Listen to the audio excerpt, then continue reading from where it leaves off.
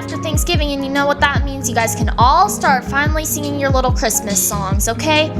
But really, we need to stop with this whole skipping Thanksgiving, skipping Halloween, going straight for Christmas thing.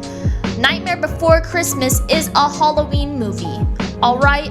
We don't need Christmas in October. Well, anyways, done with that opinion. There's finals coming up, so you better study for that, cause, from what I've heard, they can make or break a grade. I've never experienced that, but I think some people have, so I'd be careful nonetheless. Other than that, the play is opening. Well, actually, by this time, it'll already have been opened. You have one more weekend to go and see it, and I think you should. It has a really nice cast in it. Some of them are even in Krod, including myself. Come on, you guys!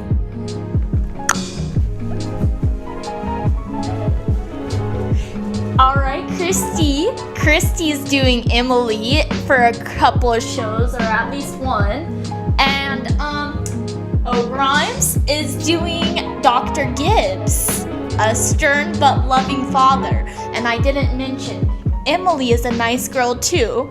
And then we have Daphne making the lights nice. And Maxfield making the rooster go cock-a-doodle-doo. Ain't it lovely? This show is nice. It'll make you laugh, it might make you cry, and it might even make you have a new outlook on life, because it might make you realize, wow, I'm really unappreciative. Well, come see it. Thank you. And I guess that's it for K-Rod this week. Bye. Hi, I'm Madison Gray, and this is Rod Culture. Welcome back. It's been a week since Thanksgiving break, and you know what that means. Nothing's happened. Well, my memory suggests that something has happened.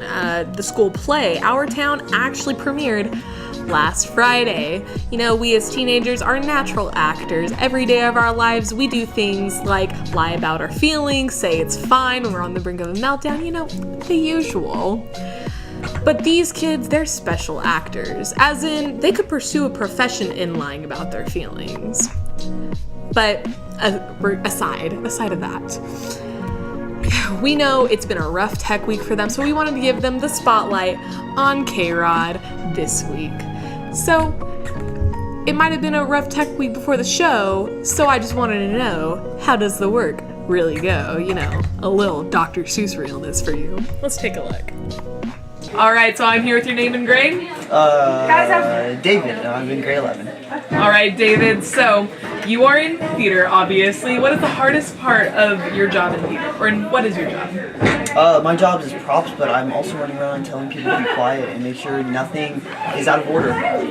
That's great. So, why did you join theater? Mostly because my dad did it when he was in high school, so he kind of inspired and made me do it. Got to carry on that family legacy, I see. Now, what makes theater an important program for schools? It's something that teaches kids something that you can't get in most classes, something to work together and to really learn.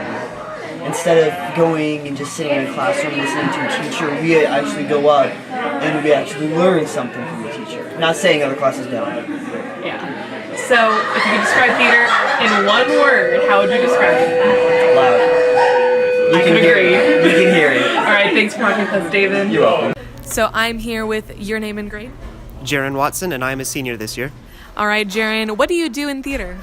I am primarily an actor, so when I'm not acting, I help around setting stage up or talking to people with phones in my face. What's the hardest part about your job? Probably line memorization when you have a lot of them. Yeah. Luckily, I don't have too many of them this particular production. And then another thing is paying attention to what your cues are when you have a long... Like, my character has some long dry spells where I'm not on stage, and sometimes it can be a little bit difficult because it gets kind of dull back here in the dark, and we have to be all quiet. So, just got to pay attention to when your cue is and come back on, and don't miss it or else, or else nothing. You keep going anyways, but best not to think of that. Yeah, and why did you join theater? I was originally a TA for Miss Melanophy, and And then some friends came over who were in theater, came over and said, "Hey, Jaron, we don't have enough boys in theater. If you're a boy, join theater because we don't have enough boys. You should join theater because you're a boy, and we think you'd be pretty good at acting. And you're just TAing this period anyways, so it's not really much of a loss." And I agreed with them. So I sat in for a day in this theater class. I really liked it, so I talked to Miss Melanofi. She was totally fine with me ditching the TA class, and I came here. And it's great. Very nice journey. So, what is so important about theater in a school setting? I think that it really, like pretending to be someone else, I think it provides us with a really good way to see things from other points of view, because we, as actors, we have to do that. And it teaches us really good, I think it teaches more team building skills than any other class, except maybe band.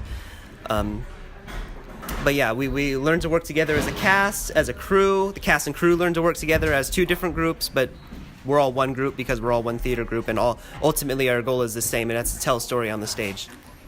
All right. Well, thank you, Jaron. I don't want to keep you any longer since a lot's going on right now. But thank you for talking with us. Of course. So I'm here with your name and grade. Oh, my name is Kira Williams, and I'm a senior, and I am the stage manager of the theater class. So what is the hardest part about being the stage manager? Okay, well, the hardest part of being a stage manager is like making sure everybody's in line. Everybody's very spread out backstage, and I need to get to everybody in the class before like the play starts, and I have to tell everybody everything, and I need to be on my toes and be super quiet when I'm relaying messages from the booth to backstage.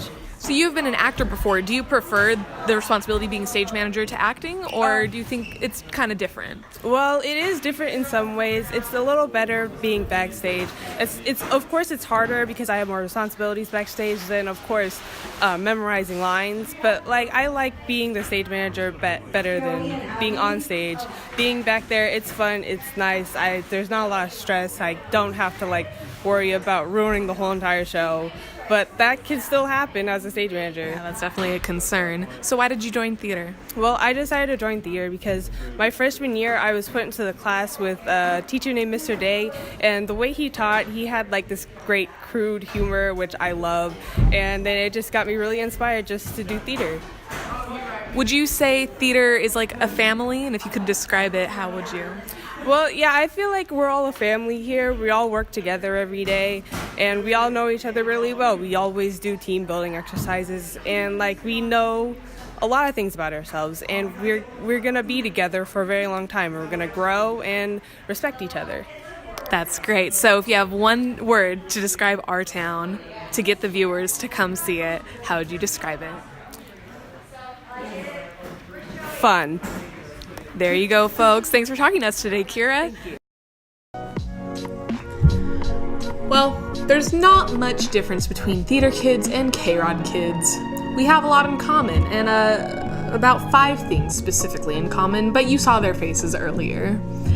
And aside of them, I mean, I do acting all the time, right here in front of the camera. This green screen, it's like a stage, but on a wall. So, I mean, it doesn't fool you, does it? I know it does.